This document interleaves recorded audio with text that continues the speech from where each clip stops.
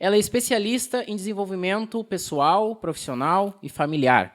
Trata da mente, trata também da profissão, carreira, gestão de pessoas. Ela fala sobre comportamentos com autoridade e hoje eu tenho a honra de conversar com a Daiane Machado. Daiane, obrigado por estar aqui comigo hoje.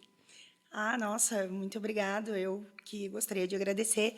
Fico muito honrada pelo convite de estar aqui, né? E de poder compartilhar com as pessoas um pouquinho, levar um pouquinho da minha história, falar um pouquinho sobre o meu legado, a minha missão, o meu propósito. E aí, então, vamos lá. Que legal, obrigado, Dai. A gente teve uma dificuldade com agendas, mas eu queria te agradecer a paciência por esperar e poder compartilhar comigo aqui um pouco da tua história, tá? Não, capaz, Eu eu fico achei. super honrada aí pelo Não, a honra é convite. minha. Eu achei tu no Instagram, que nem eu te comentei. Adorei teu perfil, gostei muito das coisas que tu falou, assim, né? As coisas que tu traz, assim, pra verdade das pessoas. E eu queria primeiro começar te perguntando: tu sempre foi, assim, uma pessoa de metas, de objetivos, de conquistas, desde a adolescência? Como é que foi a tua história na adolescência, na infância, assim? Bom, na verdade, o meu perfil é um perfil mais dominante. Então, faz com que eu seja, já naturalmente, uma pessoa voltada para resultados. Mas nunca fui a mesma. Todos os dias eu tenho um legado, assim, de aquela missão de ser 1% melhor a cada dia, no Legal. mínimo. Mas eu passei por muita transformação, eu precisei. Eu aprendi, eu caí, levantei, enfim. Eu venho de uma história de vida de muita superação, de uma família muito pobre, de muitos irmãos. Então, eu tive uma infância muito difícil, uma adolescência muito difícil, mas o meu grande diferencial foi nunca desistir. Uau. Desistir para mim nunca foi uma opção. Eu olhei coisas no futuro assim. Eu lembro que eu tive um start. Quando eu tinha 12 anos, eu viajei para o Paraná, na família do meu pai, e eu cheguei lá, a condição de vida da família, dos parentes do meu pai, o nível social, econômico deles era muito maior do que o nosso. Eles eram uma família de classe média alta. E aí, então, quando eu cheguei lá e eu via algumas coisas, eu olhava as pessoas, eu conhecia um mundo que eu não conhecia, né? Porque eu vim de uma família bem pobre, assim, muito humilde. Tive muito amor na minha infância, muita felicidade com os meus irmãos, com os meus primos, minha família. Quantos irmãos tu tem? Nossa, eu tenho. Depois eu te conto sobre os meus irmãos, mas eu tenho tantos irmãos. É, tu tem Nós vários. somos 7, tá? Nossa! Sim. E aí, graças a Deus, amo minha família, meus irmãos são tudo para mim. Mas, como eu estava te falando, quando eu cheguei lá, eu conheci um mundo que eu não conhecia tão de Sim. perto. Eu conhecia da TV, eu tinha 11, 12 anos, se eu me lembro bem, e eu conhecia da TV. E quando eu cheguei lá, eu disse assim, uau, isso existe, não é só na TV. Então, assim, essa qualidade de vida. E eu me lembro que eu perguntei para um tio, eu cheguei, tio, o que, que a pessoa precisa fazer para ela ter uma casa bonita assim, para ela ter um carro bonito, para viver essas coisas que vocês vivem aqui, Uau. para ter essa qualidade de alimentação e tudo, porque eu, na minha cabeça de criança, eu via isso na TV e eu achava assim, é uma coisa que é para poucos, Tá né? fora da minha Tá realidade. fora da minha realidade. Eu vou crescer, eu vou me casar, vou trabalhar, vou ter um monte de filho, vou morar numa casinha humilde. Eu imaginava isso até aquele determinado dia. E ele olhou para mim e disse assim: nunca desista. Ó, Porque se alguém conseguiu, tu também consegue. bah. Nesse dia ele me disse isso, eu disse, tá, mas e o que eu tenho que fazer? E ele disse assim, estuda muito, porque a única coisa que ninguém nunca vai poder te tirar é o É o conhecimento. conhecimento. E o conhecimento, ele vai te levar em lugares É inimagináveis. verdade. E aquilo ali para mim foi o suficiente. Eu escutei aquilo aquele dia e deu. E quantos anos tu tinha? Entre 11 e 12 Como a criança anos. guarda, né? É incrível isso, né? A gente acha que às vezes as coisas que a gente fala para as crianças, falei para ela lá uma coisa, estuda aí e tal, a criança vai esquecer, a criança guarda, né? É muito comum que as pessoas imaginam que as crianças não têm essa capacidade na memória, Porém, a ciência explica que as principais sinapses neurais da criança, a neuroplasticidade, ela se dá do 0 aos 12 anos. Uau. Então, tudo aquilo que a criança viu, ouviu e sentiu repetidas vezes ou que teve um forte impacto emocional é o que dita os comportamentos dela lá no futuro. Caramba! Exatamente. Então, provavelmente, tanto a autoestima ou a baixa autoestima, a autoconfiança, né, ou a falta de confiança, de amor próprio, tudo isso a criança aprendeu ou ela viu, ouviu e sentiu lá na infância. Então, assim, hoje, trabalhar com comportamento e trabalhar com análise comportamental e mudança de comportamento e desenvolvimento humano tem muito a ver com trabalhar com a criança que cada um foi lá na sua infância. Nossa! Então, tudo isso é decisivo. Assim como eu ouvi de um tio que ele me depositou uma crença muito possibilitadora, né? Sim, porque ele disse que tu podia chegar naquilo ali que tu queria, né? Exatamente. Eu não sei nem se ele sabe disso, porque eu nunca falei isso para ele. O nome dele é Elcio Domingos, né? Então, aí, quero que ele assista esse podcast. Ah, mas com certeza, Elcio Domingos, por favor. E que ele saiba que ele faz parte da minha história. Eu também tive outras pessoas. Deus sempre colocou pessoas certas no meu caminho. Uau. Então, sempre pedi em oração para Deus o caminho e Deus sempre colocou as pessoas certas que me conduziram. Ótimo. Mas como eu estava te falando sobre crianças, assim como esse tio, nesse dia, eu tive essa sensação de que não, que era possível, que aquilo era real, que existia uma vida melhor. E não era uma família muito rica. Sim, era assim, uma coisa luxuosa. Não era nada luxuoso. Era só mais do que o que tu via e tinha. Exato, era uma realidade muito diferente da minha. E eu pensava assim, como que se faz para ser uma pessoa assim, né? E aí, meu tio deu essa... E aquilo ficou muito tempo em mim. E aí, 14 anos, eu já fazia uns trabalhos para os vizinhos. Ah, eu dobro teu guarda-roupa, eu faço o quê? Eu guardo um dinheirinho. Já fui aprendendo umas coisas. Com 16 anos, eu fiz meu primeiro estágio. Depois, eu lembro que foi com 21 anos que eu entrei na faculdade. Eu consegui uma bolsa. Eu fiz uma prova no IPA, no Centro Universitário Metodista IPA. Sim. Naquela época não tinha ProUni, não tinha esses programas do governo, mas... Ou tu passava ou passava. Mas tinha um programa que era uma bolsa filantropia, que tinha um esquema lá com... enfim, eu não lembro bem, porque já faz muito tempo, já sou formada há mais de 13 anos, né? 13 anos. Exatamente. E aí, lá naquela época... eu fui formando as coisas, eu fui buscando, aquilo que eu não sabia, eu ia buscar. Sim. E uma das coisas que eu falo nos meus treinamentos é que tudo aquilo que eu não sei é só até o momento de alguém me perguntar ou de me deparar com aquilo, porque eu sempre fui muito curiosa. Então, isso eu acho que foi um diferencial meu, assim. Eu sempre fui curiosa, então eu olhava algo assim, alguém dizia, isso aqui não sei o quê, eu vou pesquisar. E a partir daquele momento, e as coisas foram indo, sabe? E aí, mas também, o que poderia ter acontecido comigo? O contrário total. Aquele tio poderia ter te destruído também na tua... Ele poderia ter me dito assim, minha filha, isso não é para ti. Né? Tem que trabalhar muito, tu é muito pobre, teus pais não têm conhecimento, a tua mãe é dona de casa, o teu pai é pedreiro, né? Construtor, trabalha com mão de obra. Então, isso não é para ti. E ele poderia ter me colocado lá naquele lugar. E eu ter levado isso para minha vida. Não, essa vida não é para mim. Uau. Como hoje acontece com muita gente. Sim. Pegando um insight, então, né, no que você está dizendo, e eu acho importante a gente destacar isso aqui para quem está vendo e ouvindo, é que ela, como criança, e a criança tem essa capacidade, ela fez uma coisa que às vezes nos limita como adultos, que é perguntar. Uma coisa tão simples, né? Chegou para alguém que tinha o que tu queria e tu perguntou, como é que eu faço para chegar nisso, né? E teve uma resposta que foi adequada para ti. Às vezes a gente pode ficar preso, bloqueado em alguma circunstância por não perguntar simplesmente, né? Para alguém que teve sucesso, ficar com orgulho, com vaidade. Não vou falar com fulano, não vou dizer, porque ele não vai me responder, vou tratar de igual, e a gente acaba se limitando nisso aí e não pergunta, né? Que é uma coisa tão simples e acessível a todo mundo. Perguntar como você fez. Tá certo que nem todo mundo vai ser tão legal quanto teu tio, mas tu filtra, né? Já na fase adulta, tu consegue filtrar isso, né? E vem muito também da criação, porque muitas crianças, elas são caladas. é muito comum dizer, a criança não tem querer, mas a criança tem querer. E a criança, geralmente, ela pode ser muito silenciada pelos pais, ela pode ser muito silenciada pelos adultos, como se a criança ela não tivesse o direito de perguntar, de opinar. E muitas vezes os pais não percebem que ao invés deles fomentar a criatividade, uma visão empreendedora, a criança ser mais visionária, para educar, eles tentam recolher a criança.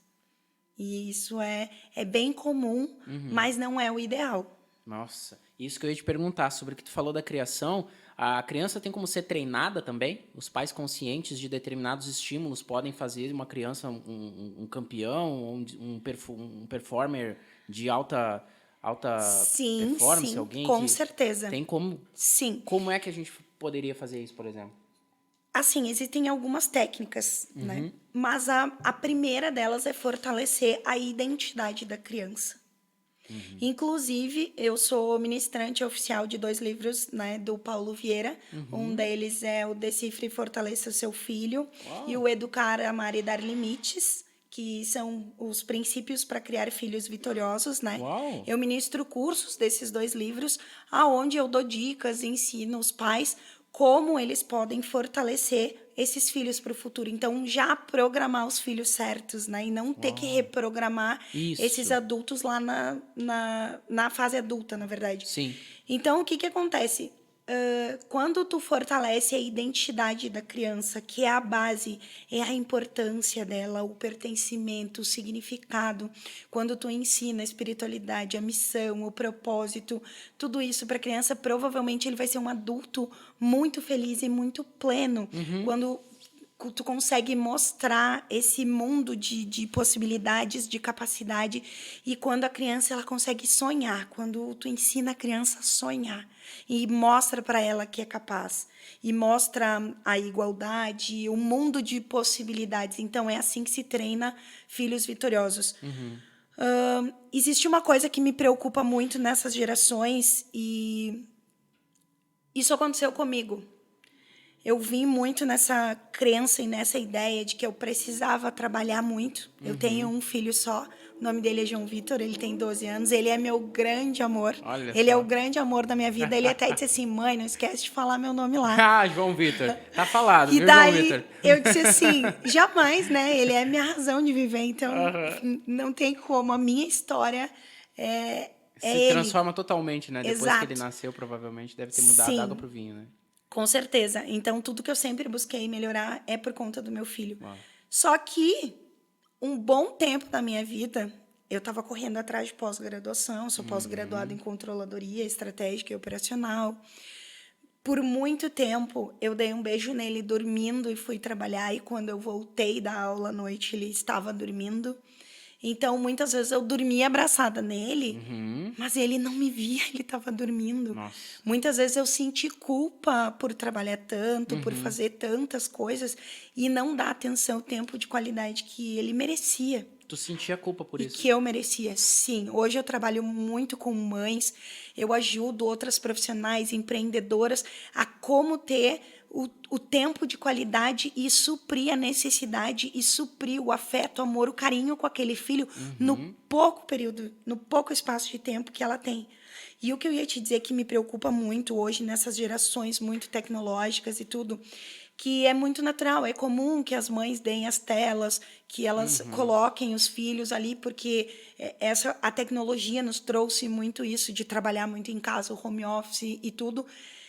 Então, o que acontece? Muitas vezes, aquela criança que está ali na volta, mamãe, mamãe, mamãe, e a mãe ali com a tela no celular, o pai com a cara no computador, e aquela rotina. E muitas vezes olha para o filho e diz assim, calma, menino, espera, não sei o quê, a mamãe está trabalhando e tal. Aquilo para a criança causa, assim, uma dor. E isso aconteceu comigo. É quando a criança não se sente importante, ela não é mais importante que o teu celular. Então, mães, pais, larguem os celulares, pelo amor de Deus, olhem para os seus filhos. Isso é o que vai determinar quem eles vão ser no futuro. Ótimo, perfeito. Daqui a pouco, lá no futuro, ele vai ser aquela criança que ele não fala, que ele não expõe os seus desejos.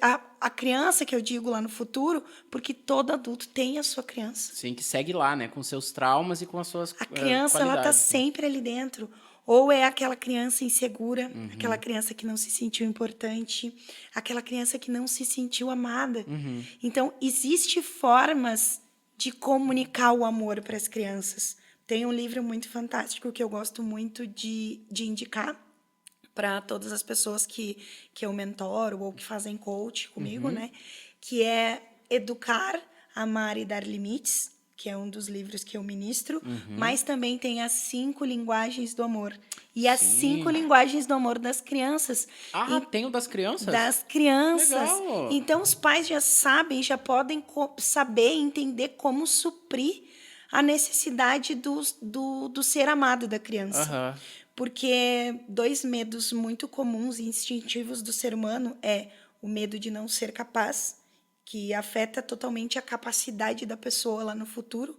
Daqui a pouco chega lá, meu filho tem 20 e tantos anos, não saiu de casa, não arranja emprego, não consegue, não termina a faculdade, não faz nada. A capacidade dele não foi trabalhada lá na infância. E a identidade também. Então, os 2 medos do ser humano, não ser capaz e o não ser amado. Sim. E aí, lá no futuro, vem o ciúme, vem a insegurança, o medo de se expor, o medo do julgamento, crenças de rejeição. E tudo isso pode ser evitado, deve ser evitado. Então, assim, claro, formamos sinapses neurais durante toda a vida.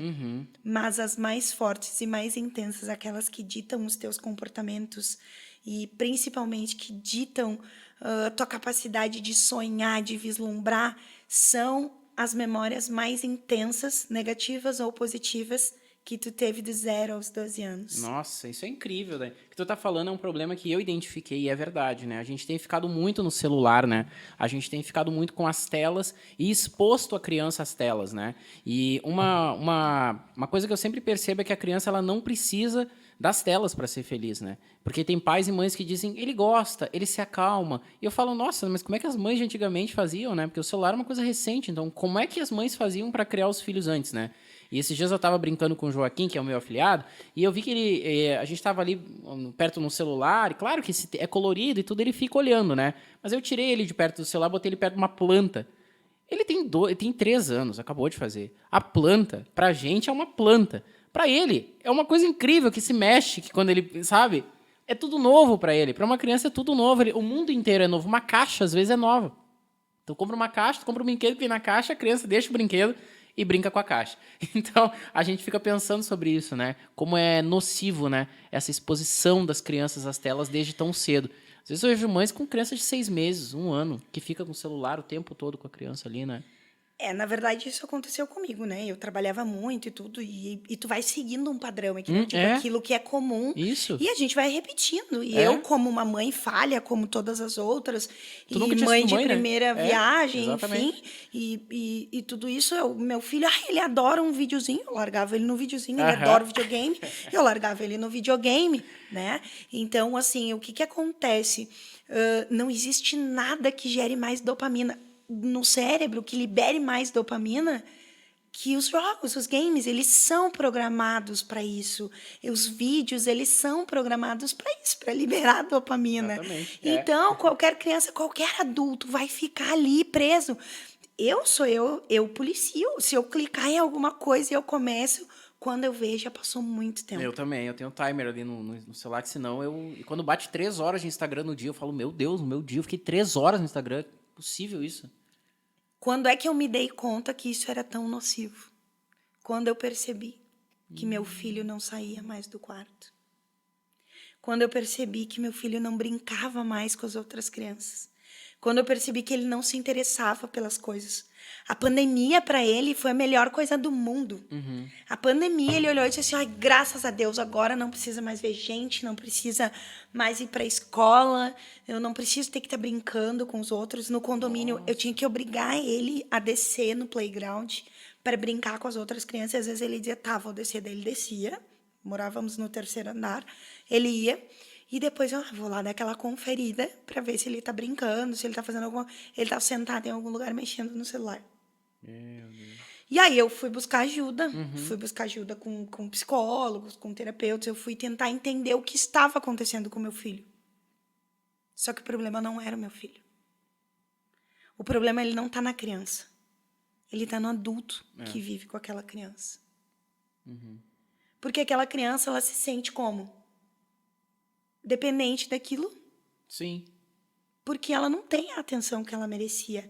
Então, eu entendo as mães. Às vezes, chega cansada, eu entendo os pais. É muito mais fácil tu dar uma tela pro teu filho. Eu muito fiz isso porque eu tinha que fazer janta, eu tinha que arrumar as coisas para outro dia, eu tinha que lavar roupa, estender roupa, eu tinha que cuidar do cachorro, eu tinha que fazer 500 coisas, eu tinha que estudar, eu tinha que preparar apresentação, planilhas para o trabalho. Então, assim, é aquela vida muito louca. Então, acaba sendo desgastante também, né? Acaba sendo uma válvula de escape. Vou botar ele ali enquanto isso. E aí acontece o quê? Perde-se momentos muito importantes, o vínculo da família, o jantar na mesa, o conversar, o participar da vida da criança, daquilo que é importante, ouvir a criança. Muitas vezes a criança vem contar alguma coisa, o adulto já interrompe, já começa a falar, e a criança... E aí aquela criança foi ficando triste. A minha criança foi ficando triste. E aí eu pensei assim, para tudo. Para tudo.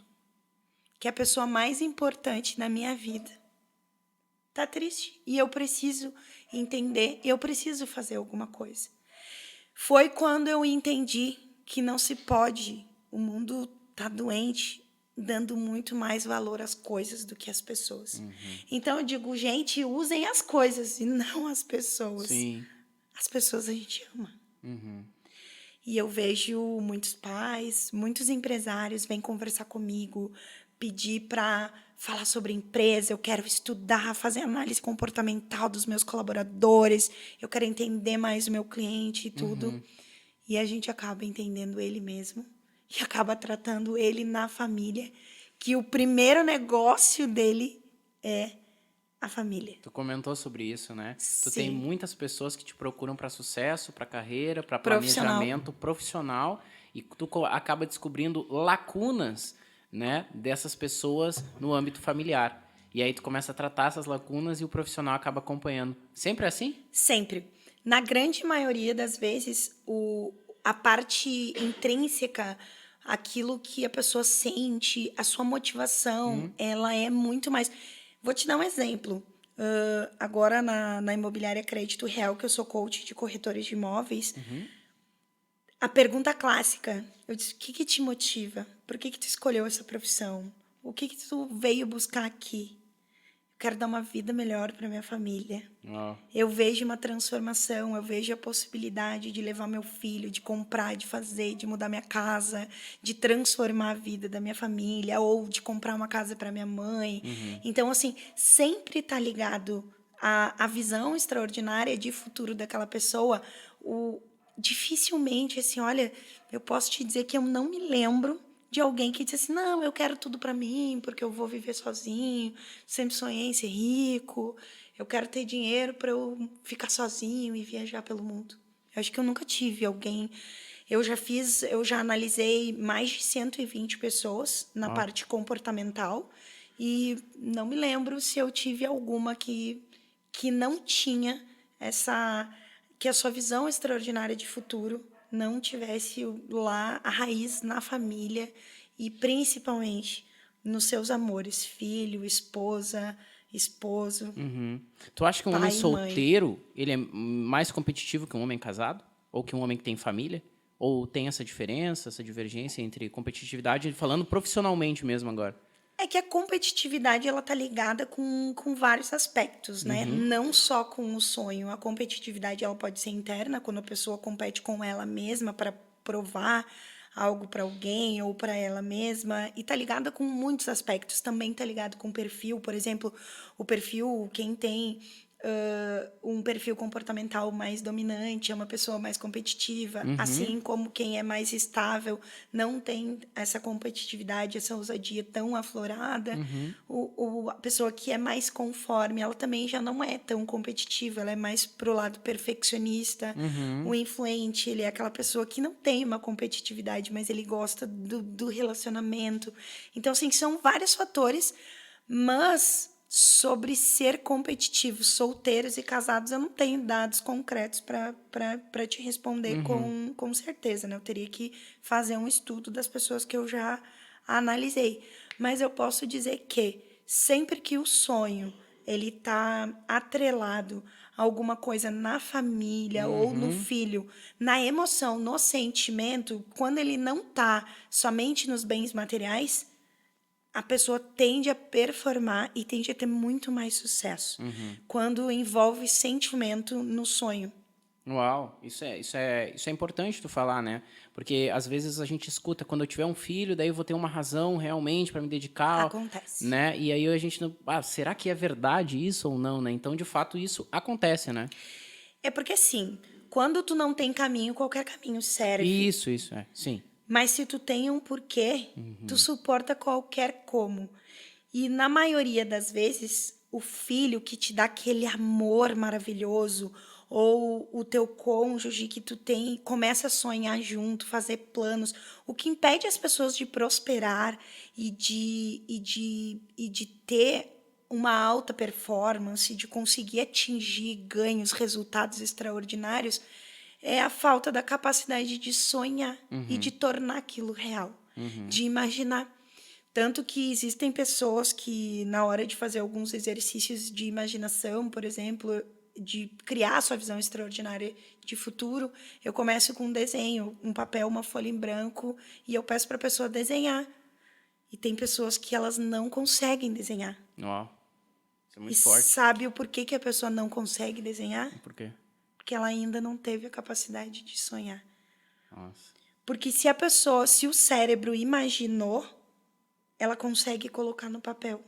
É que nem tu, criança, chegando naquela situação completamente diferente. Tu viu aquilo e aí o cérebro passou a ter uma imagem de onde tu poderia chegar. Porque se existe isso... Eu vislumbrei É, e aquilo foi decisivo. Se alguém pode, tu também pode. exatamente. Então, não... Como é que tu vai chegar a um lugar que tu nunca viu, nunca vislumbrou, né? Que tu nunca sonhou com aquilo, né? E eu lembro que eu me lembro que eu me via dirigindo.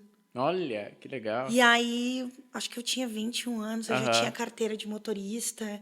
E aí, eu fui indo, assim. Eu lembro quando eu me formei dia 18 de julho de 2009. Aham. Quando, lá na Fiergs, quando eu peguei quando eles outorgaram o grau de administradora de empresas, e aquele momento ali, e quando eu peguei ali o canudo ali, o diploma. canudo, e eu me lembro que eu sentei, eu olhei aquele monte de gente, assim, eu pensei assim,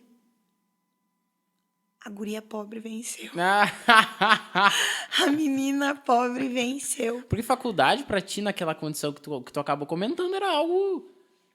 Eu fui uma das poucas, assim, primeiras pessoas da minha família, Uau. da realidade que eu vinha, formada. Fui também ali pioneira das mulheres que dirigiam, das mulheres que trabalhavam. Vim de uma família muito tradicional, Sim. que as mulheres ficavam em casa cuidando dos filhos e os homens trabalhavam. E a minha família era bem tradicional, os meus parentes, minhas tias, era tudo... E eu olhava e dizia assim, não, mas não pode ser isso. Não dá para ser assim, sabe? Não tenho nada contra. Eu admiro mulheres e é um sonho que eu tenho um dia cuidar só da minha casa, do meu filho, da minha família. Eu acho que no futuro eu quero ser bem vó, assim. Então eu quero ter dinheiro, tudo. Eu planejo a minha vida no futuro, porque tomara que meu filho me dê muitos netos, Claro. né? E os meus sobrinhos já têm filhos e tudo, então eu adoro criança. Então eu quero ser bem vó, assim, eu quero cuidar de casa. Então, assim, eu admiro muito as mães, as mulheres que ficam em casa, que se doam, que cuidam seus filhos. Porque a mulher sofre muito na sociedade por dois motivos. Ou a mulher, ela é rechaçada porque ela trabalha muito, eu já passei por isso. Tu trabalha muito, tu não cuida do teu filho, tu deixa com os outros, faz e acontece. E a mulher também é muito mal vista, muitas vezes, quando ela é dona de casa. Tá, mas tu é dona de casa? Tu vai depender de homem? Tu vai não sei o quê? E aí tem tudo isso. Não tem saída, então, porque é um extremo ou outro, né? Se ela fica em casa, ela é rechaçada. Se ela sai, também. Tem que encontrar equilíbrio entre aquilo que ela realmente quer. Qual é o teu propósito? Eu não vejo nada de errado no marido que quer ser provedor, que vai prover a sua família. O trabalho do lar é um trabalho bem árduo. Não é um trabalho fácil. Não é fácil, não. Educar filho, cuidar filho, levar na escola, dar banho, alimentação, cuidar de uma casa. É gerir uma empresa. Sim, é verdade. Doméstica, mas é gerir uma empresa. E muitas vezes a mulher, ela não é vista, ela não é valorizada por isso. Mas assim, eu admiro os casais que o marido escolhe ele ser o provedor e que a mulher se permite ser cuidada, ser amada. Porque geralmente as pessoas, ao lado de um grande homem, as feministas gostam de falar isso, né? Existe uma grande mulher, concordo. Mas eu não vejo problema nenhum na frente de uma grande esposa existir um grande marido. Não, mas claro.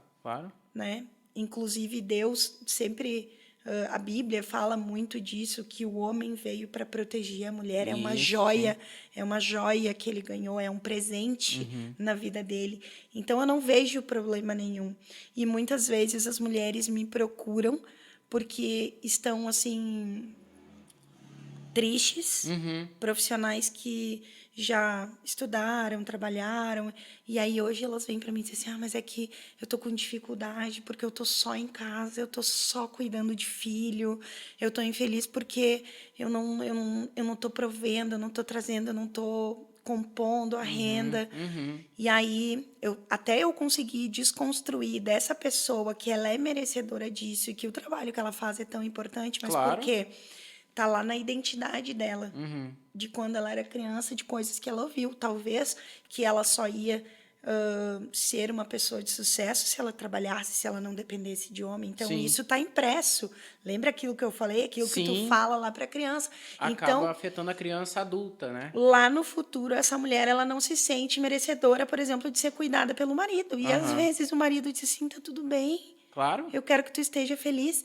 E muitas vezes ela está ali dentro da casa dela e não se sente merecedora daquele lar, não se sente merecedora do ser mãe, de ser dona da sua casa. Ela se sente na obrigação de ter que trabalhar fora. E tem pessoas que às vezes se colocam, né? Daí eu vejo isso numa situação de não merecimento até do próprio sucesso, né? Porque a pessoa ela não se sente merecedora de ganhar dinheiro, de ser próspera. Muito. Pois é, as pessoas às vezes começam a ganhar e se sentem mal. É uma mentalidade, às vezes, que tu tem que ser miserável, tu tem que ser pobre para ser feliz, né? Isso tudo tem 2 livros que eu gosto muito, que é o Pai Rico, Pai Pobre. Os Segredos da Mente Milionária também são 2 livros assim que para mim foram fundamentais no meu desenvolvimento e nas crenças. Quais são as crenças que tu tens sobre dinheiro? O que tu ouviu repetidas vezes ou que te deu forte impacto emocional? Porque daqui a pouco, quando tu era criança, tu escutou que rico é metido, que a pessoa depois que fica rico não dá mais valor para a família, que não cuida da família, ou fica metido, vai embora, que alguma coisa negativa sobre riqueza, sobre sucesso. O fulano lá, agora que ele tem sucesso, agora que ele é empresário, agora que ele tem dinheiro, ele não dá mais bola para os pobres. Até o termo, né? Podre de rico, né? Podre de rico, exatamente. O termo não é bom, né? Podre Exatamente. de rico. A pessoa não é uma coisa, não associa a riqueza a uma coisa boa, né? Aquilo que é podre não deve ser muito legal. Exatamente. Então, são crenças sobre sucesso, crenças sobre dinheiro, e a pessoa precisa validar aquele padrão que ela ouviu, que ela está acostumada, né? Esse livro que eu te falei, Os Segredos da Mente Milionária, ele fala muito isso, sobre a tua programação mental, sobre o teu termostato financeiro e quais são as crenças que tu tem, que tu ouviu sobre dinheiro, o que tu conhece. E aí eu vou te dar um exemplo, tá? Eu conheci que lá na minha infância o correto era o quê? Meu pai saía para trabalhar, minha mãe ficava em casa e quem tinha dinheiro era o papai. Mamãe nunca tinha dinheiro. Aí lá na vida adulta, pode até trabalhar, ter muito dinheiro e tudo, mas aquela programação mental, ela continua ali. Então, talvez aquela mulher lá no futuro, como ela é acostumada a não ter dinheiro, ela pode até ganhar muito dinheiro na profissão dela, mas ela vai dar um jeito de tirar aquele dinheiro dela. Aí vem aquelas pessoas que ganham muito dinheiro, que não conseguem acumular, não sabem investir, não se sentem merecedora daquele dinheiro. Então, inconscientemente, elas arrumam um jeito daquele dinheiro ir embora. Aquelas pessoas que falam assim, ganhei salário hoje e já foi, já gastei tudo. Falam com orgulho até. Sim, vem a compulsão por compra, vem perder dinheiro, vem um monte de coisa, assim, mas aí é papo que dure. Quando a gente entra ali nas crenças, eu gosto muito disso, quando a gente entra ali nas crenças sobre dinheiro, sobre finanças, isso vem muito da programação mental. O livro Pai Rico, Pai Pobre é fundamental, que trata isso da mentalidade, do que tu aprende sobre dinheiro, né? E uma pessoa que tem dificuldade em lidar com dinheiro, ganhou, sei lá quantos mil, jogou fora, perdeu, hoje não tem quase nada. Essa pessoa, ela deve admitir, tem dois caminhos ao meu ver, tá? Ela pode se cercar de pessoas que entendem isso, né? E ela admitir, olha, eu não sou bom com isso e eu vou me cercar aqui, vou procurar me informar e ter pessoas próximas a mim para fazer esse serviço, terceirizar, ou a pessoa pode aprender isso. É isso que eu queria te perguntar. A pessoa pode se tornar, sabe, essa gente que assim, ganhou 10 mil hoje, já foi. Ganhou 500 mil, investiu errado, não cuidou, não joguei, hoje ele não tem nada disso. E a pessoa não gosta de ler, por exemplo. A pessoa não aprende lendo. Como é que essa pessoa, ela deve terceirizar ou tentar admitir que ela não é boa nisso? Ou como é que essa pessoa pode chegar até um patamar de cuidar financeiramente bem do seu dinheiro? Para que caso ela receba 10 mil daqui a pouco, ela não jogue tudo fora de novo. Tá, existem várias formas, mas a primeira é a pessoa identificar que ela não tem essa capacidade, ela não tem essa afinidade com o dinheiro. Porque essa é a palavra, quando tu não tem afinidade com o dinheiro. Perfeito. Então, pode ganhar o dinheiro que for, vai colocar fora. Não vai saber multiplicar aquele dinheiro. Isso aí. Multiplicar. Então, no momento que tu identifica que de onde vem e principalmente se tu sabe aonde tu quer chegar, vai buscar pessoas para te ajudar, para te assessorar nisso, nessa questão. E aí vai fazer o levantamento de onde vem, qual é a capacidade daquela pessoa de produzir dinheiro, qual é o termostato financeiro dela. Vai ser feito estudos, por exemplo, na análise comportamental, a gente busca muito isso. A pessoa que é muito prudente ou a pessoa que é imprudente, né? Que não é prudente, então ela tem gastos excessivos e tudo está ligado à programação mental e às crenças que ela tem em relação ao dinheiro. Mas o mais importante é ela identificar onde ela quer chegar. Porque, sim, uma pessoa que ela não tem afinidade com dinheiro, e ela pensa assim, eu não preciso de muito dinheiro, eu tenho o básico, o termostato dela financeiro, por exemplo, é para ganhar R$1.000, está tudo certo. Se ela pensa que se isso está suficiente para ela, e se ela se encontra feliz com isso, tá tudo certo. A pessoa que escolhe onde ela quer chegar, sim, né? nem todo mundo também quer um dia Mas atingir o 1 milhão, sucesso, ele é assim. treinável. E o cérebro, ele é ensinável. A neuroplasticidade, ela está acontecendo o tempo todo. Então, existe, sim, muitos especialistas, cursos e também muitos exercícios de reprogramação mental e tudo para trazer para a pessoa, primeiro, eliminar essas crenças, mudar, reprogramar essas crenças que ela tem financeira, essas crenças sobre dinheiro, mas antes disso vai ter que mexer lá na identidade da pessoa. Porque, assim, existe uma pirâmide que eu costumo mostrar nos meus treinamentos, que a base da pirâmide é a identidade da pessoa. Isso também está nos livros do Paulo Vieira, né? Dos cursos que eu ministro. Então, assim, a base da pirâmide é a identidade da pessoa, é o eu sou, quem tu é. A primeira coisa que a pessoa precisa tratar para ela ter dinheiro no futuro é quem eu sou, quem tu é.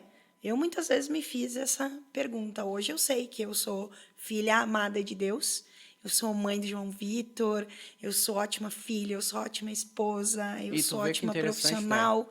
Mas eu demorei. São coisas perenes, são coisas que não mudam. Tu é mãe, tu nunca vai deixar de ser mãe, né? Tu é filha de Deus, tu nunca vai deixar de ser filha de Deus. Porque tem gente que tu faz essa pergunta, entrando na tua respiração, desculpa te interromper, mas as pessoas são muito, muito, muito enganadas quando elas dizem, quem tu é? Eu sou médico. A pessoa alia a identidade dela à profissão dela, quase sempre. Eu né? muito fiz isso. Eu também. Eu me lembro que eu cheguei num treinador e ele olhou para mim e disse assim... quem tu é? Uhum. E eu disse assim, meu nome é Daiane Machado, eu sou administradora de empresas, pós-graduada. E aí ele olhou para mim e disse assim, eu não estou perguntando o que tu faz. Isso aí. São duas perguntas diferentes, Eu perguntei quem tu é. Isso. E aí, naquele momento... Tu não sabia quem tu era. Aquele momento foi decisivo. Gratidão, meu treinador, Ney Aloy. Ó. E aquele momento foi decisivo. Quando ele olhou para mim e disse assim, eu não perguntei o que tu faz, eu quero saber quem tu é.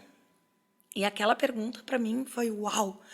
E meu cérebro fritou naquela hora. E eu tive que buscar internamente quem eu sou. E hoje eu digo, primeiro de tudo, eu sou filha amada de Deus. Eu sou mãe, eu sou esposa, eu sou mulher, eu sou filha, eu sou tia. Eu já sou tudo isso. Então, para performar no trabalho, para ter uma alta performance, para conseguir ensinar pessoas, ajudar pessoas, primeiro a identidade. É quem tu é. Sim. Depois, aí a partir de quem tu é, tu consegue ver a tua capacidade. Sim. O que tu consegue fazer.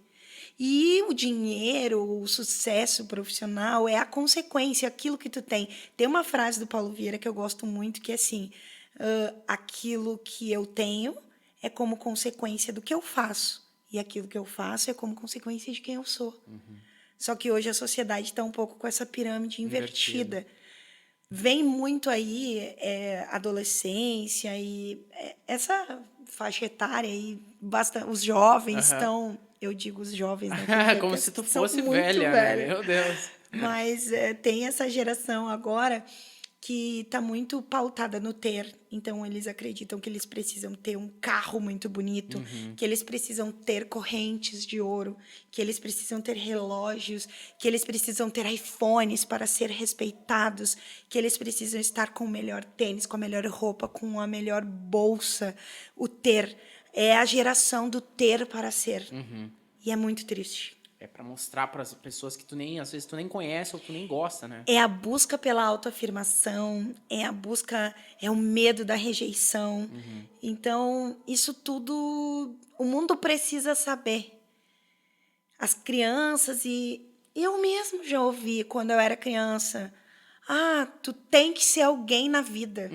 Ou o que tu quer ser quando tu crescer, né? Como assim, né? O que tu quer ser quando... Mas A pergunta que eu mais ouvi quando eu era criança era essa. Isso deixa a criança num estado de nervoso de que tu tem que descobrir o que tu quer ser, sabe? tu tem que ser alguém na vida. É, alguém na vida, Mas eu já sou alguém na vida. É. A partir do momento que eu nasci. É verdade. Uau, né? Incrível. Várias reflexões. Que conselho tu daria para uma mulher? Aqui nós estamos na Escola de Música Tom Maior, aqui em Canoas. O Maicon é casado com a Aulia e eles têm uma filhinha, a Maitê, que tem 1 ano e 3 meses. Que conselho tu dá para a mulher do Maicon, para a Aulia? Que ela é mãe, também trabalha, é esposa e às vezes pode, não estou dizendo que se sentir muito atarefada, com muita coisa. Como é que ela pode otimizar o tempo dela? O que ela deve sentir? Tranquiliza ela, por favor.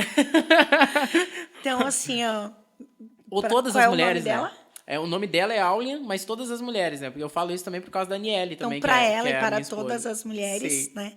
Então, o que eu quero dizer que para as mamães que trabalham fora, como eu, que são profissionais e que também trabalham home office, o tempo de qualidade com o filho, ele tem que ser um tempo de atenção plena. E isso não é medido pela quantidade de tempo, e sim pela qualidade do tempo. Então, se aquela mãe tirar todos os dias 30 minutos para conexão verdadeira com aquele filho, o filho vai se sentir amado, ele vai se sentir nutrido, ele vai se sentir importante e pertencente. Muitas vezes erramos por acreditar, vou comprar um presente. E aí a gente tem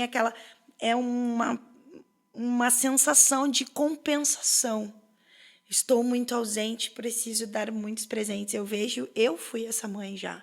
Então, assim, eu muito fiz isso, de acreditar que eu precisava dar coisas para o meu filho. E ele só queria a minha atenção plena. Então, assim, às vezes... Mães, tirem aqueles 20, 30 minutinhos, larga tudo, Vai brincar de boneca com a criança. Larga celular, larga tudo, tira 30, 20 minutos, faz o dia do filho, o dia que é o filho que escolhe o jantar, que é ele que escolhe o passeio, ele que escolhe o programa, ele, ela, né? Então, assim, dá esse amor em forma de tempo de qualidade, de atenção plena. Eu me lembro que meu filho fazia muito assim, eu estava fazendo alguma coisa e ele vinha falar comigo, ele fazia assim, mãe... E eu fazia assim, Puxava não teu rosto. faz assim no meu rosto. Não faz assim. O que ele estava falando? Que ele te queria tua atenção, teu foco nele. E daí um dia, quando ele já era maiorzinho, ele disse assim, ó, eu faço isso porque tu não olha pra mim. Ai, aquele dia. Mas tu te conscientizou na hora ou passou batido? Não, aquele dia eu sofri muito. Uau. Eu sofri porque eu vi que era isso que eu estava imprimindo nele, que ele não era importante, que eu lavar a louça era mais importante, eu fazer o jantar era mais importante, cuidar da casa é mais importante. Muitas vezes eu briguei com ele, eu dizia assim, eu estou trabalhando, me deixa trabalhar.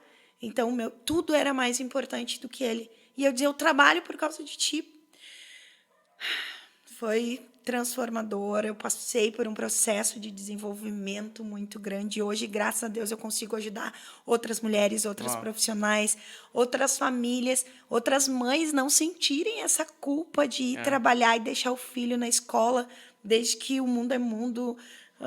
Todo mundo faz isso, vai trabalhar e deixa seu filho na escola, mas é necessário aquele tempo de qualidade dedicado para a criança, dedicado para a família, dedicado pro marido. Maridos, dediquem tempo para suas mulheres, e o tempo de qualidade ele não é medido pela quantidade, e sim pela conexão, pelo carinho. Então, o abraçar o filho. Eu vejo famílias que não têm a cultura do abraço, por exemplo, de trocar o afeto, abraçar o filho de verdade, abraçar o marido, abraçar a esposa. As pessoas não têm, estão perdendo isso. Então, eu vejo muito declarações de amor no Facebook, no Instagram. Eu vejo fotos de casais e tudo, né? E aí, no dia a dia... Sabe que uma vez eu vi uma coisa.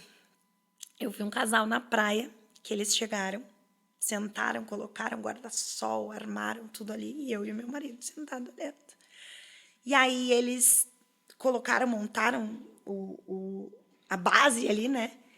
E aí, daqui a pouco, eles tiraram muitas fotos, recolheram tudo, entraram dentro do carro e foram embora.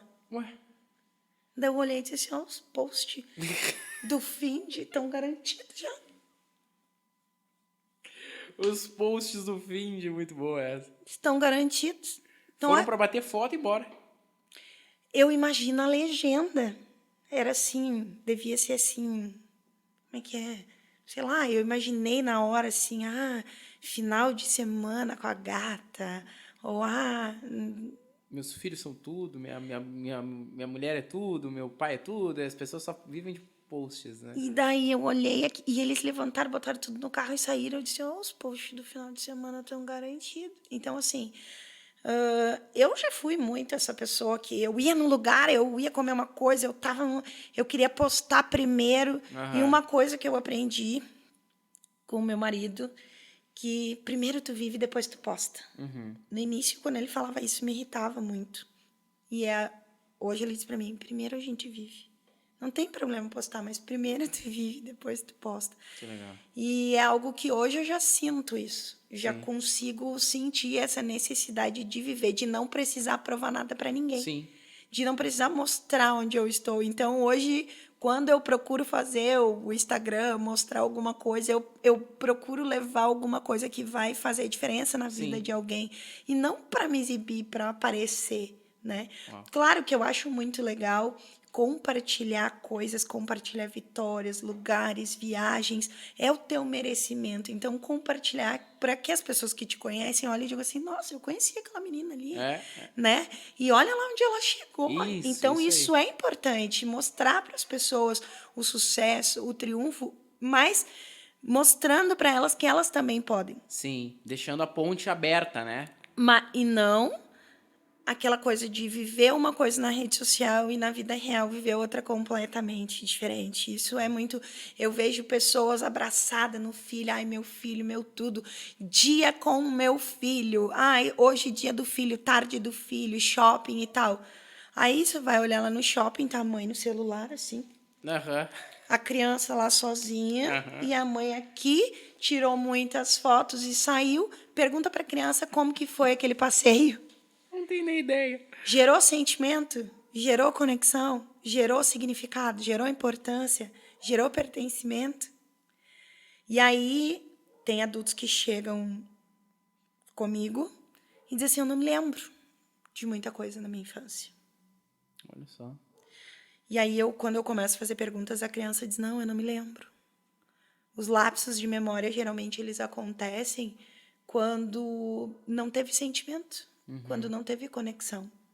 Uma das coisas que vai gerar mais lapso e que gera mais lapsos de memórias nas crianças, nos adolescentes, são as telas, os games.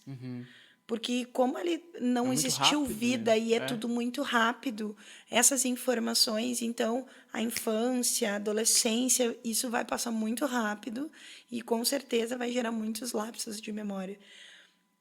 Pessoas da minha geração, né? Eu sou de 84, então pessoas da minha geração, a gente teve muito aquela coisa de brincar na rua, de jogar bola, do cachorro, da plantinha. Eu me lembro que a gente fazia plantinha com feijão. Tu deve ter feito isso, né? Não, plantinha não. O algodãozinho. Fiz. O algodãozinho, fala a verdade. É verdade. Com o algodãozinho. No colégio, eles mandavam a gente fazer no colégio. Mas tem criança que não sabe o que é isso. É. Se não é escola, um professor tradicional trazer isso, a criança não sabe. E hoje não é toda escola, né? Também que tem mais isso. Hoje virou outra coisa, né? Uau! Incrível, essas lições são muito importantes. Deixa eu te perguntar, o teu marido, ele é da área também? Ele atua com desenvolvimento pessoal? Não, meu marido é advogado. Ah, ele é advogado. E vocês colaboram assim um com o outro em ideias, em cursos? Ele chega a ser... Ou ele é mais esse cara que te dá só as frases assim e depois ele... Não, eu e ele, nós somos dois perfis comportamentais diferentes. Nós temos dois perfis iguais, que é a dominância, e temos dois perfis diferentes. Eu sou influente e ele é conforme. Então, o conforme é uma pessoa extremamente organizada, detalhista, é o contrário do influente. Entendi. Então, nós trabalhamos muito hoje para viver com essas diferenças.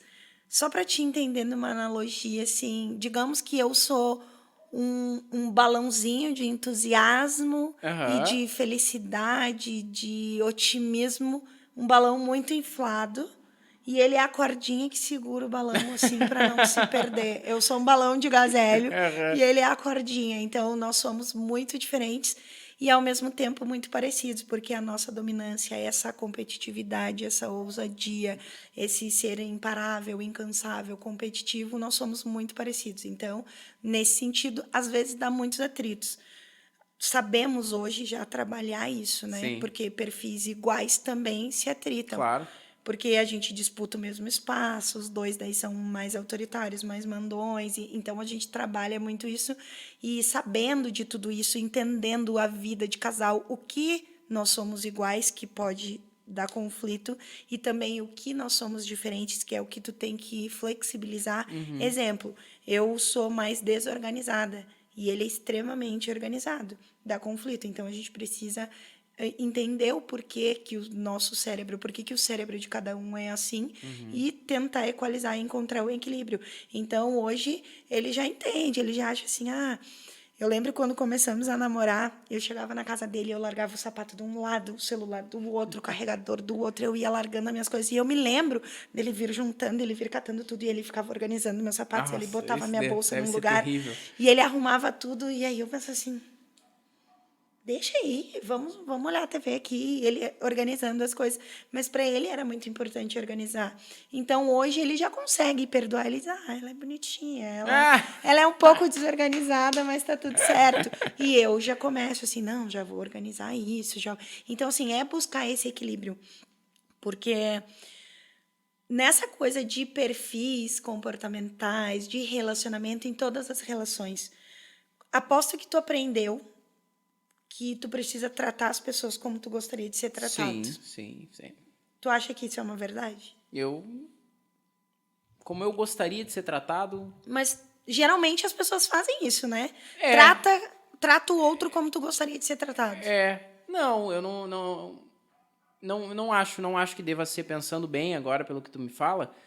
Eu acho que depende, em âmbitos. Por exemplo, o respeito, sabe? Algumas valências você deve ter, né? Mas tratar exatamente depende de como. Por exemplo, eu não posso falar com o Michael da mesma maneira que eu falo com a minha esposa, ou da forma como eu vou falar contigo. Então, o podcast me ensina muito isso, sabe? Vem diversos tipos de perfis de pessoas aqui e, dependendo da pessoa, tu não pode tratar a pessoa como eu gostaria de ser tratado, porque pode ser uma ofensa para ela. Entende? Às vezes eu lido com aquele tratamento de boa. O fulano me falou assim, é o jeito dele, ele é mais explosivo, ele é mais direto, mas não tem filtro, né? Que a gente fala do cérebro pra boca, ele solta.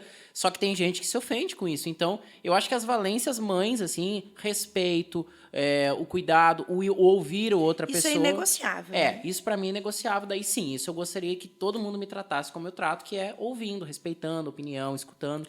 Mas eu não trataria, assim, especificamente alguma coisa, tema, assunto ou forma do jeito que eu gostaria. Mas na parte comportamental, trate o outro como ele merece, como ele precisa ser tratado. Tanto que as 5 linguagens do amor ensinam muito isso. Linguagens do amor. Linguagens do amor são as 5 linguagens que...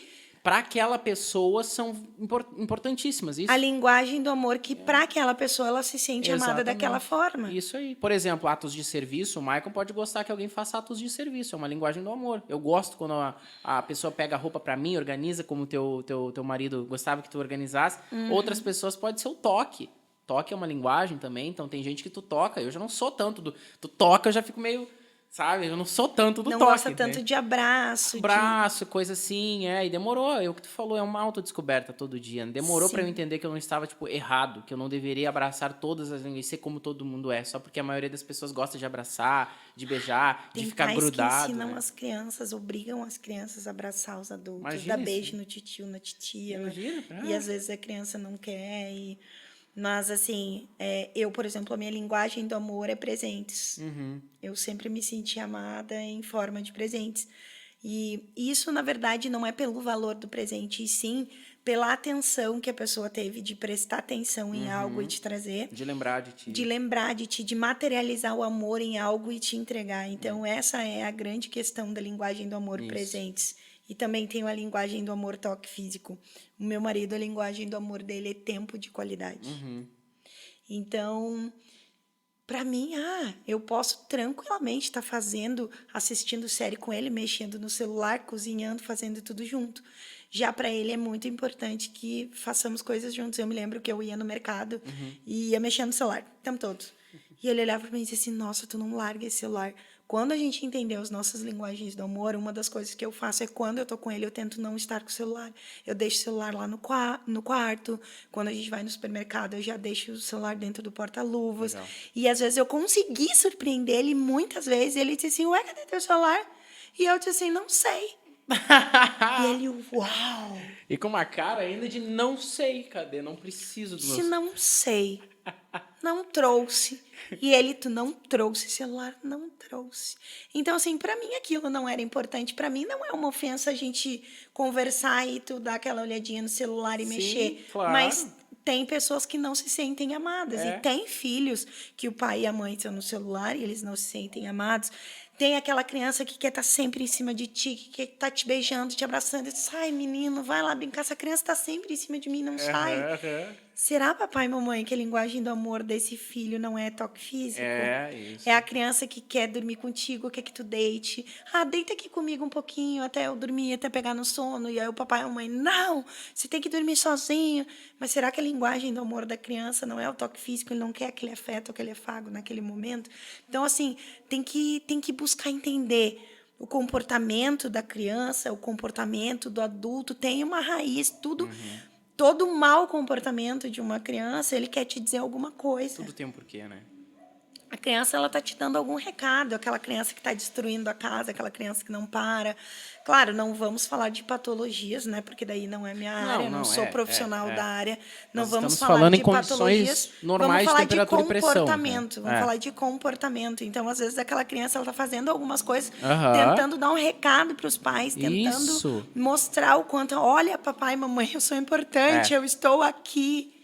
Uau. E aí, a sociedade muito doente, com os valores invertidos, com a pirâmide invertida, que é onde as pessoas acreditam que precisam ter para ser, deixam a vida passar. Mas nunca é tarde para aprender, para buscar. Eu dou uma dica. Olha o teu resultado. Olha para o teu filho, olha para a tua família, olha para o teu casamento, olha para o teu desenvolvimento pessoal, profissional, olha para a tua carreira, olha para os teus amigos e diz assim, ó, te pergunta, o que tu sente olhando para tudo isso? Porque isso é teu resultado, teu filho é teu resultado, tua carreira é teu resultado, tua conta bancária é teu resultado. Se tu não tá feliz, se não é aquilo que tu sonhou, entre em ação. Tu tem o poder, né, de mudar. Não pode voltar atrás e fazer de novo. Não pode repetir. Mas pode começar agora. E fazer diferente, né? Daiane, onde que a gente te encontra? Eu vou deixar na descrição do link o teu perfil, que eu sei que pelo Instagram a gente pode te chamar lá, tu responde. Sim. Tem um link pro teu WhatsApp lá no teu Instagram? Sim, tem um link pro meu WhatsApp e também tem uma degustação da análise de perfil comportamental, onde já pode ir lá, acessar, tem um linkzinho ali grátis, preenche a análise de perfil, já vai dar um estilo da pessoa. Então, pode fazer, também pode me chamar.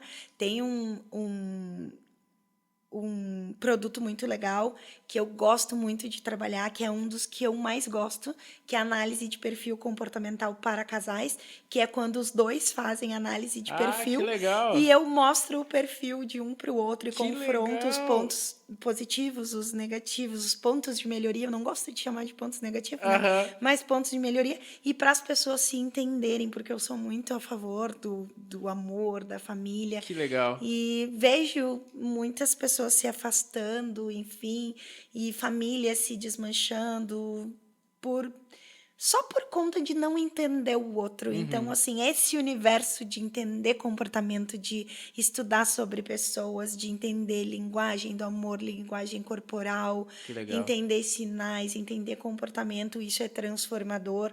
O conhecimento, o desenvolvimento pessoal, ele transforma vidas, ele transforma pessoas e daqui a pouco teremos transformado a sociedade, teremos uma sociedade mais saudável, uma sociedade mais amorosa e teremos famílias, pessoas mais saudáveis. Que assim seja, tomara. Vamos fazer, Maicon?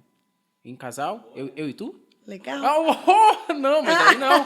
Como assim, né? Cada um com o seu casal. Cada um com o seu casal, né? Tem que explicar isso também. É melhor, né? Bem melhor. Então, Dai, é importante destacar que a Daiane, ela trabalha para empresas, tem experiência nessa área, fez uma parceria com o Sebrae, que tu estava comentando antes da gente começar, que tu atendeu 900 empresas, foi isso? Isso, em 2014 eu participei de um projeto Negócio a Negócio do Sebrae, onde nós prospectávamos micro e pequenos negócios para trazer, para adquirir produtos do Sebrae e também dávamos ali uma assessoria. Poxa, legal. No negócio, né? Então escolhíamos uma área para trabalhar com aquele empresário. Então, lá naquele projeto, eu consegui perceber que o que as pessoas, os empresários, muitas vezes não tinham sucesso nos seus negócios, não era porque o produto deles não era bom ou porque o ponto não era bom. Eu ia lá para ensinar fluxo de caixa, ponto de equilíbrio. Eu ia lá para trabalhar a parte administrativa da empresa, marketing, enfim, preço de venda. E aí, lá eu fiquei pensando, mas o porquê que a pessoa não consegue executar? Quando eu entendi que eu precisava estudar sobre pessoas, sobre comportamentos. Então, muitas vezes, é aquele líder, é aquele chefe, é aquele gerente ou aquele empresário que ele não sabe lidar com o time, ele não está conseguindo entender, ele não está conseguindo se comunicar. As pessoas lá do time dele também, ele contrata. Geralmente tem um erro muito grande em contratações, porque contrata-se por conhecimento, por habilidade, né? Então, assim, pelo currículo. E quando demite as pessoas, demite pelas atitudes. Então, olha aí, já só onde eu falar isso, contrata por conhecimento e habilidade, mas demite pelas atitudes. Na grande maioria das vezes, ou a pessoa se demite ou é demitida, né? Sim. Então, é necessário também contratar e principalmente pelas atitudes, pelos valores. Então, hoje, um dos trabalhos que eu faço é atitude de caráter, entrevista de caráter, né? Para mapear esses comportamentos e as principais atitudes e os valores das pessoas. Deixa eu te dar um exemplo só para ficar mais claro isso. Digamos que uma empresa que tem um dono cristão. Como ele consegue implantar os valores dele, aquilo que ele gosta, se entra, exemplo, um colaborador ateu? O que acontece nessa relação? Conflito. Sim, porque as ideias em algum momento vão entrar em conflito mesmo. Pode ter um currículo muito bom, mas os valores ali e comportamento, atitudes vão em algum momento vão conflitar. Então, assim, é possível fazer mapeamento comportamental. O mapeamento comportamental, ele vai mapear o tipo psicológico, os principais valores, competências e habilidades, tanto as mais desenvolvidas quanto as a desenvolver, os principais medos, como que a pessoa vai trabalhar aqueles medos, que é os medos que ela traz das crenças e daquilo que ela... E também o perfil comportamental. Uau! E cada perfil vai performar de uma maneira diferente. E todos... A pergunta clássica. Qual é o melhor perfil? Tu já ia me perguntar isso, né? Qual é o melhor perfil? Não tem o melhor perfil. Depende do para que tu quer. Todos nós temos os 4 fatores, os 4 perfis. Mas tem um predominante. Só que tem gente que tem mais de um. Tem gente que tem até 3 predominantes. Mas os perfis mais altos é que ditam os nossos principais comportamentos. E como é que eu posso te dizer? Deixa eu resumir para ti, assim, para ficar mais claro. Os teus principais comportamentos são daqueles perfis que mais aparecem em ti, que tu tem maior intensidade no perfil, naquele fator. Se tu tem uma intensidade maior em dominância, são esses comportamentos que tu vai apresentar com frequência. Mas tudo é ensinável. As pessoas chamamos de adaptação. Exemplo, uma pessoa que não é tão influente e precisa trabalhar com comunicação. Então, ela vai precisar adaptar aquele perfil. Existe uma adaptação que é sadia, que é saudável, que se chama trabalhar a performance e potencializar competências que não são tão frequentes e tão naquela pessoa. Uau! E tudo isso tu faz, então, uma empresa, um negócio, um profissional, um líder, um gestor que queira se aperfeiçoar pessoal e também que queira lidar melhor com a sua equipe, pode te chamar. Pode te contratar. Sim, geralmente eu gosto de começar pelo gestor, porque na maioria das vezes o gestor acha que o problema está no time. E nem sempre o problema está no time, muitas vezes o problema está no empresário, no gestor. Ah, mas é que meu time não colabora, eu não consigo engajar o time, eles não fazem o que tem que ser feito, ou eu estou com um problema de comunicação, né? Mas de que forma que tu te conecta com esse time? Para cada um dos perfis, isso era uma coisa que eu ia falar anteriormente, não lembro bem em que ponto, cada um dos perfis existe uma comunicação. Foi quando tu me perguntou se eu gostaria que tratasse quando... Você gostaria que as pessoas te tratassem como você trata e tal? Então, cada pessoa tem uma comunicação, cada perfil tem uma comunicação. A pessoa, o dominante, tu já tem que ir direto ao assunto, tu tem que ser breve, não pode ter muitas entrelinhas, tu tem que dizer, ó, é isso, início, meio e fim, esse é o resultado, eu preciso disso. Então, é uma forma mais direta de se comunicar. Com o influente, a forma de comunicação, ela já precisa ser... O influente, ele gosta de ser amado, ele gosta de ser reconhecido. Então, provavelmente, um colaborador que ele precisa desse reconhecimento. Ele precisa estar em evidência. Então, tu precisa desenvolver um pouco mais o diálogo com ele, deixar ele conduzir, deixar ele expor, deixar ele criar. Porque se tu pega uma pessoa que é muito visionária, um influente que é aquela pessoa que é mais entusiasmada, mais ousada, e tenta guardar ela numa caixinha, numa atividade só, ela não vai performar a sua potencialidade, né? O estável já é a pessoa que gosta, tem o poder da paciência, aquela pessoa calma, mais tranquila, que gosta de uma segurança. Então, muitas vezes, tu vai dar uma atividade de competitividade, tu vai desafiar o estável e ele vai receber aquilo de uma maneira afrontosa, assim, talvez não vá... Então, assim, a comunicação é diferente. Já o conforme, ele precisa entender quais são as regras, ele precisa entender a necessidade disso, onde quer chegar com isso. Por quê? Porque ele precisa, as regras para o conforme, elas precisam ser claras e ele precisa saber a importância disso. Para organizar as Para coisas, organizar os os detalhes, né? Para programar. Então, assim, o dominante, o foco dele é em resultado, na ação. O influente, o foco dele está na comunicação, né? Nos relacionamentos. O estável, o foco dele é no planejamento, na organização. E o conforme, o foco dele está na tarefa, nos controles, no detalhe. Então, são pessoas diferentes. Todos os perfis são maravilhosos. Exemplo, eu adoro os conformes. Os conformes, eles me dão tudo que eu não tenho, que é organização, que é o que eu sou mais falha. Então, hoje eu consigo trabalhar, consigo identificar isso, que é o meu ponto de atenção. Então, é o ponto que eu preciso dar mais atenção. A fala, para mim, é natural. Então, eu tenho até que cuidar para não falar muito. Sim. Não, ótimo. Ficou extremamente... Olha, eu não vou fazer recomendação aqui torpe, tola ou qualquer, tá? Mas eu recomendo que vocês tragam a Daiane. Como eu falei, eu chequei.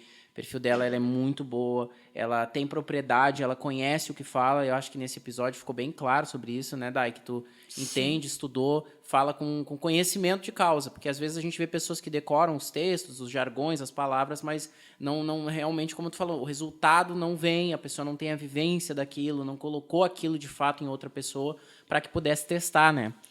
Tem que ter uma experiência, tem que ter um tempinho caminho, né? Exato, tem que ter uns anos de pia, que nem eu brincava, tem que ter uns anos de pia. Que ótimo. Dai, quando tu não estiver mais aqui, e a gente espera que seja daqui a 115 anos, o que tu gostaria que as pessoas que ficassem dissessem de ti? Que lembrança que tu gostaria que elas tivessem da Dai? Quem é a Dai? Nossa, eu acho que hoje o meu maior sonho é deixar um legado para as pessoas. É ser amor por onde eu for. Então, se eu puder mudar a vida de uma pessoa, eu sempre digo nos meus treinamentos, quando eu faço uma palestra, não importa se eu tenho uma audiência de 10, de 15, de 20, de 1 milhão de pessoas. Claro, é um sonho se eu puder falar para 5 mil pessoas. Claro. Né? É uma coisa que eu almejo um dia, não sei quando, mas Deus há de me conceder aí esse dia. Mas se eu puder colocar uma mensagem, se eu tiver mudado uma coisa que seja, se tiver virado uma chavezinha, uma ficha, algo que fez sentido para uma pessoa, eu já tenho a certeza do dever cumprido. Uau. Então, se eu conseguir impactar de uma forma positiva a vida de uma pessoa que seja, todos os dias, e eu busco muito isso. Eu cuido muito isso, eu dou atenção, eu dou amor, eu busco as pessoas e eu sempre procuro cada comportamento, cada pessoa, eu já fico procurando o que tem por trás daquele comportamento e de que forma que eu posso entregar algo que faça sentido. Sim. Então, eu quero que as pessoas vejam isso e pensem nisso, né? E eu imagino que as pessoas vão dizer assim, uau, a Dai me ajudou nisso. Que legal. Uau. E eu quero deixar esse legado. Que legal. Essa mensagem de amor e de dizer para as pessoas que é possível. Não Com pode certeza. desistir. Desistir não pode ser uma opção. Não, com O certeza. sucesso, ele tá depois do medo. Tem que vencer os medos, vencer os limites, se reinventar, cair, levantar, ninguém é perfeito. Eu não sou. Somos falhos o tempo todo. Uau, muito forte isso que tu disse, né? E eu acho que é um legado justíssimo por se viver, né? Dai, eu queria te agradecer pela presença aqui na entrevista. Muito obrigado por participar. E como tem o assunto rende, sempre vai ter a parte 2, viu? Em algum momento aí, lá pro final do ano que vem, quem sabe, a gente traga a Dai aí pra contar o restante das Podemos milhares de escolher histórias, aí, né? quem quiser, vai, faz umas perguntas e a gente monta os Isso. temas específicos, Ótimo, eu né? vou abrir uma caixinha então, daí pro pessoal, quando tu vier de novo, dizer o que gostaria de falar. Mamães, empresárias, empreendedoras, pessoas, gestores, líderes, pais, enfim, né? Muito obrigado, Dai, pela tua presença, viu? Então, tá ok. Diretamente da Escola de Música Tom Maior, aqui em Canoas, eu agradeço a participação de vocês, peço que deixe o seu like no vídeo, comente, compartilhe esse vídeo também. Até o próximo Pod Sante. Tchau, tchau. Muito obrigada.